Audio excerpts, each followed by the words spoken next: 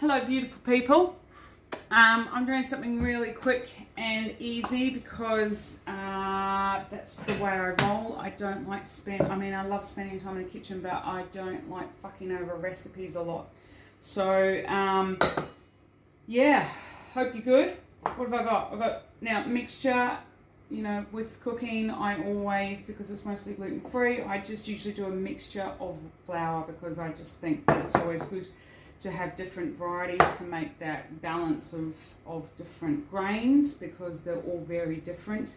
Rice flour is quite dry, so think coconut flour, so you don't want to use a lot of that. Chickpea I find is a really amazing all-round flour that you can pretty much use for everything. It has a really beautiful consistency as well. You can actually, my friend Stacey taught me this, you can actually ferment this, so soaking it in water, but that's another recipe I'll show you another time.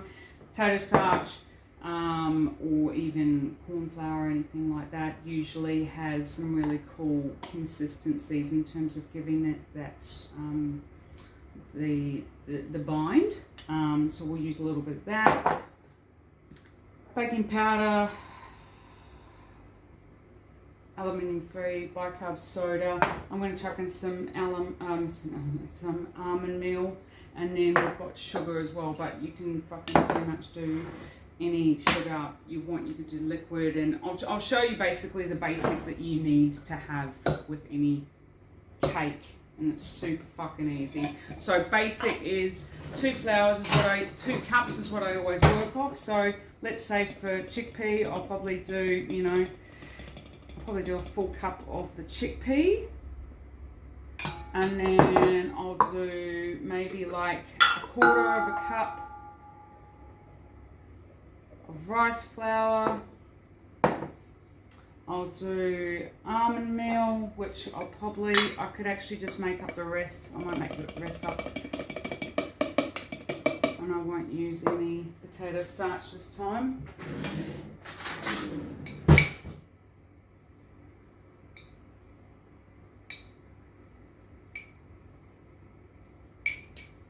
And I'll just do a little bit of potato starch. Why the fuck not, eh? Whoop, absolutely making a mess. Cool, so just put that in now.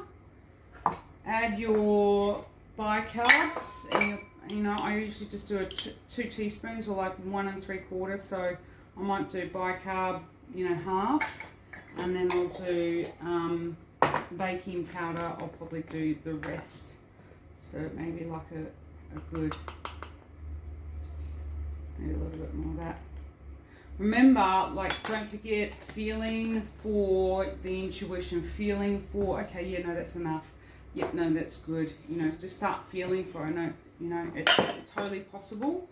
And it just shows you that we have our own innate compass within ourselves, that we kind of get lost along the way because, we're so keen on listening to what other people have to say about our lives and how we need to be doing this and how we need to be doing that and all this fucking hoo-ha pakia, and the fact of the matter is we lose our own sense of direction, we lose our own inner compass to go, okay, yeah, actually I do know what I need to do here, or maybe, I do need to seek console with some other person, or I do need to do whatever, and you start to realize that you have an internal compass that you need to listen to, definitely, and cooking helps. And for me it really helps because it's like it shows me that I can listen internally and I can be guided, just by listening to my intuition.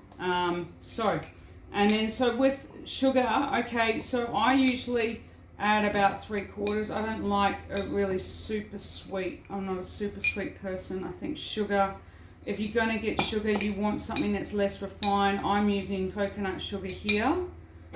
So that's probably one of the best. But you could use liquid as well, because what we're looking for is a consistency before we put it in the oven.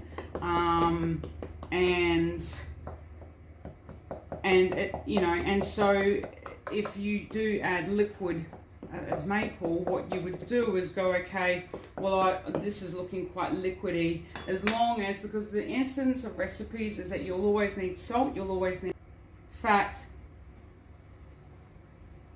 bitter is usually what you normally need, and sugar. So those are the 4 things to balance out any food element. So we won't be adding any bitter in this, but you could, if you wanted to, a little bit of lemon, like a squeeze, like a slight squeeze. Anyway, I'm going to add some salt just to balance out there, just a pinch.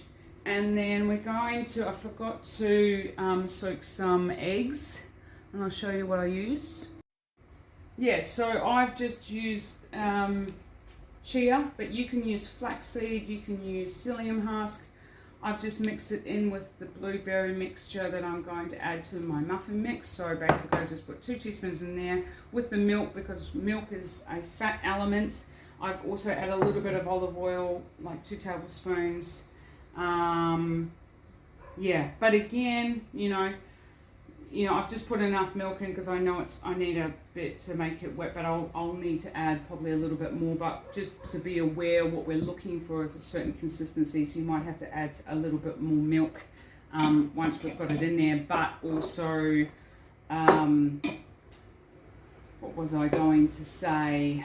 But also, you know, just be aware of how much you stir it, because, you know, they say don't stir too much with muffin and stuff and whatever else like that.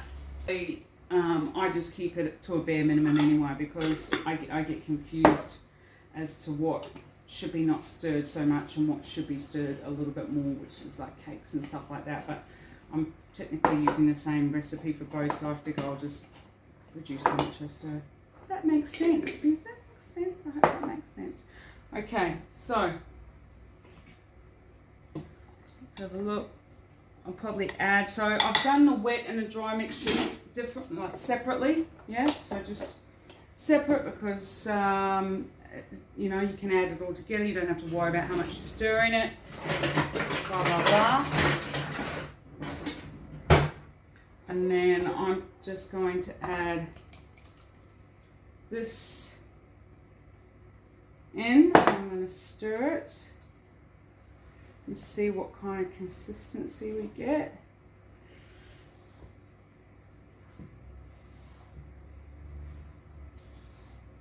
Now, the wetter the consistency, the longer it has to cook. This looks pretty good. I'm not going to fuck with this. I'm happy with this. And let me see if I can show you. So here,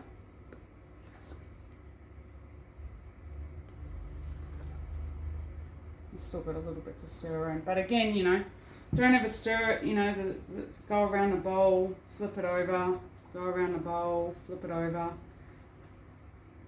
that kind of stuff.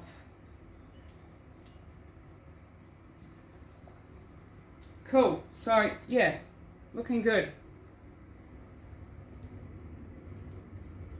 So it's, yeah, not dry. If it's dry, it's going to be dry when it comes out of the oven. If it's wet, you have to cook it for a little bit longer. I've learnt my lesson so many times, and you will too, I am sure, unless you're a fucking natural. So now we'll just get some muffin trays. Okay, so I've lined these trays just with some oil. I've got 2 types of tray, one smaller, one bigger, but who doesn't love bigger muffin trays? So now I'm just going to pour this bad boy in and try not to make too much of a mess. Okay, so I've lined these trays just with some oil. I've got 2 types of tray, one smaller, one bigger, but who doesn't love bigger muffin trays? So now I'm just going to pour this bad boy in and try not to make... Alrighty, I'm just going to wipe it around, make it a little bit more tidy. They're pretty full. I've only done 6 because I like my muffins nice and big. Chuck it in.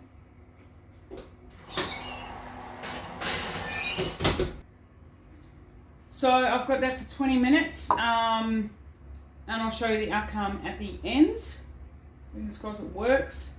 And that, like, literally gluten-free, dairy-free, egg-free. So easy, 20 minutes. You've got muffins done. You haven't used any animal products. You've saved a little bit more with the environment and also benefited yourself in terms of your health, particularly with dairy. So yeah, stay tuned. Oh, smoky.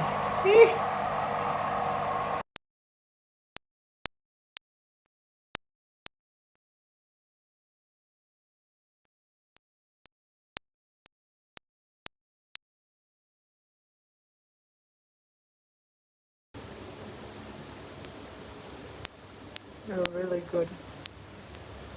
Really good.